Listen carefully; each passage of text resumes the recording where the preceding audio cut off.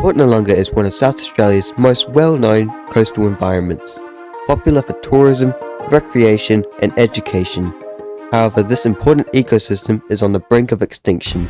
We can't make the algal bloom go away. But it has washed up far too late to get this under control.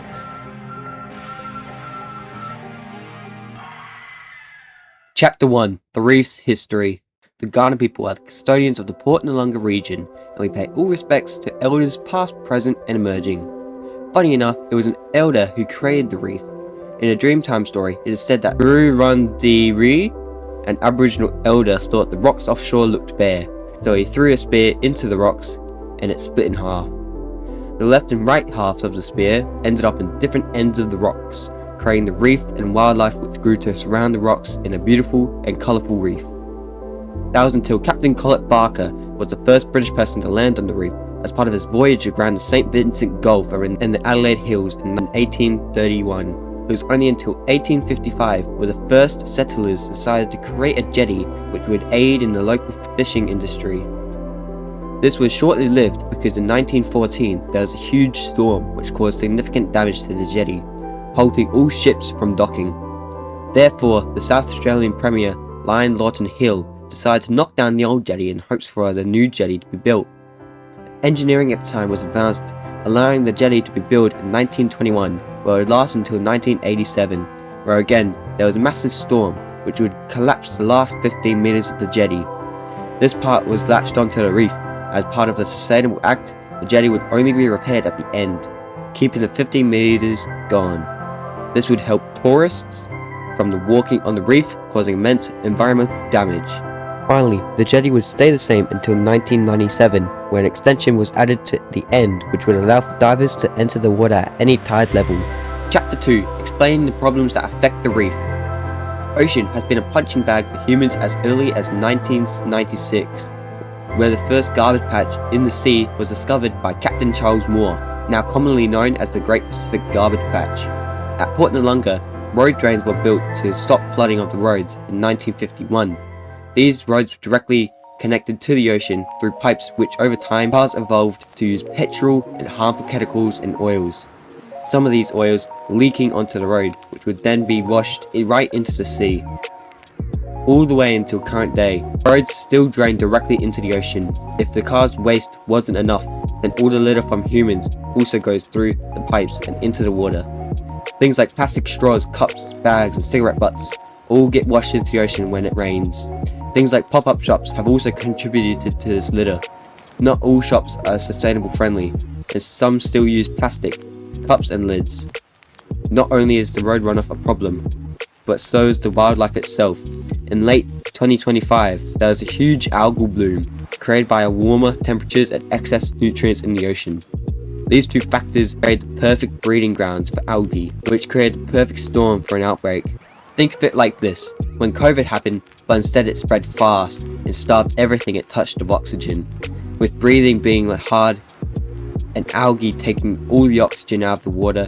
The few fish that survived were lucky, as the algae ate everything it could, leaving nothing left to eat, literally eating itself to death.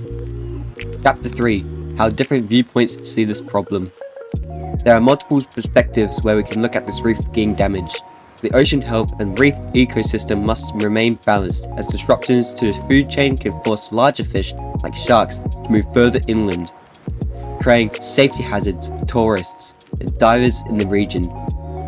Excess nutrients in the water combined with rising global temperatures have created ideal breeding conditions for algae. Although algae blooms occur annually, the 2025 bloom was especially severe.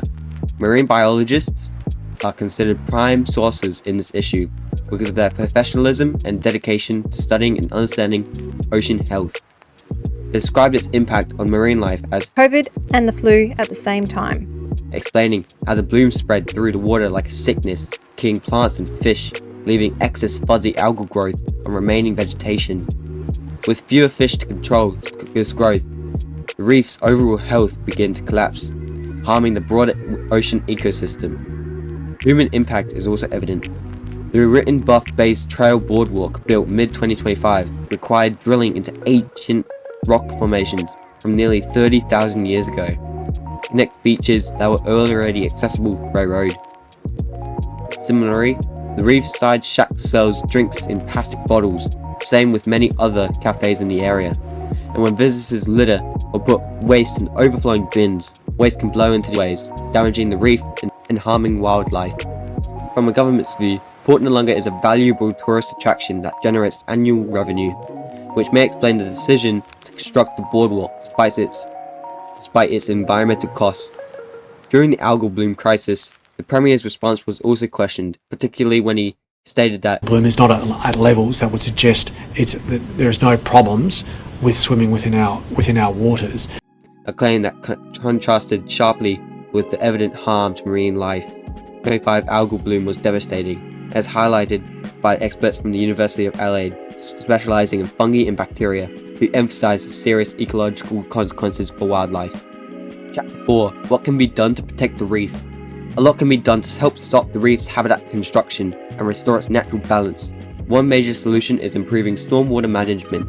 Instead of allowing road runoff to flow directly into the ocean, the water could be redirected into treatment systems, where pollutants like oil, fuel, heavy metals, and litter can be filtered out before the water reaches the sea. Constructed wetland systems can act as natural filters, using plants to absorb excess nutrients and break down harmful substances before the water is released. This would significantly reduce the nutrient overload that contributes to the algal bloom. Local businesses can also play a role by switching to biodegradable or compostable packaging instead of plastic cups, lids, and straws. Installing secure covered bins near the beach and jetty would prevent rubbish from blowing into the water. This, along with clear signage along the jetty and boardwalk, will remind visitors that the reef is a protected marine sanctuary and enforce littering fines given by police.